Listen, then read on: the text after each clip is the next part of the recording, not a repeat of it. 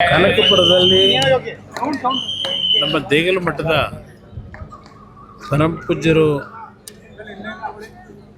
ಹಲವಾರು ದಿನಗಳಿಂದ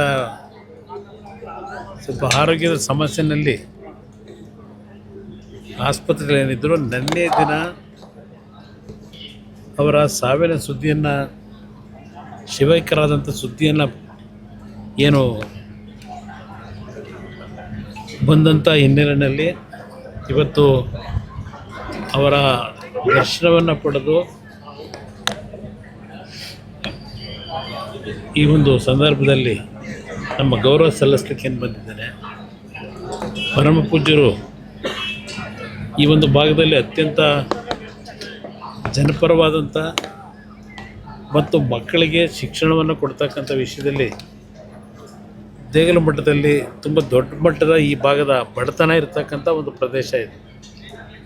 ಇದು ನಂಜುಂಡಪ್ಪ ವರದಿಯಲ್ಲಿ 174ನೇ ಸ್ಥಾನದಲ್ಲಿದ್ದಂಥ ಒಂದು ಕ್ಷೇತ್ರ ಇದೆ.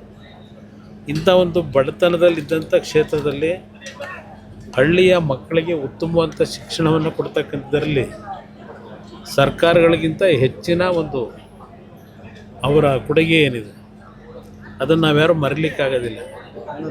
ನಾನು ಈ ಕ್ಷೇತ್ರಕ್ಕೆ ಪ್ರಥಮವಾಗಿ ಬಂದಂಥದ್ದು 1994ನೇ ಇಸ್ವಿನಲ್ಲಿ ಪ್ರಥಮವಾಗಿ ಪರಮ ಪೂಜ್ಯರ ದರ್ಶನ ಏನು ಪಡೆದೆ, ಅವರ ಆಶೀರ್ವಾದ ಏನು ಪಡೆದಿದ್ದೇನೆ.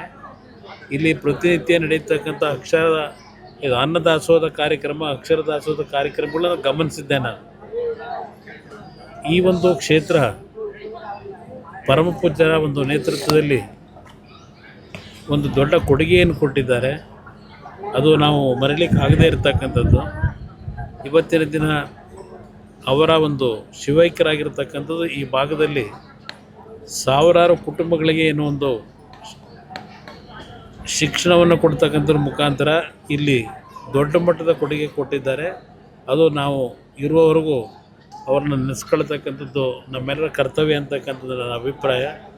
ಅವರ ಒಂದು ಶಿವೈಕ್ಯರಾದಂಥ ಈ ಸಂದರ್ಭದಲ್ಲಿ ಅವರಿಗೆ ಗೌರವ ಸಲ್ಲಿಸ್ತಕ್ಕಂಥದ್ದಕ್ಕೆ ಬಂದಿದ್ದೇನೆ. ಅವರಿಗೆ ಎಲ್ಲ ರೀತಿಯ ಭಗವಂತ ಚಿರಶಾಂತಿಯನ್ನು ಕೊಡಲಿ ಅಂತಕ್ಕಂಥ ಪ್ರಾರ್ಥನೆ ಮಾಡ್ತೀನಿ.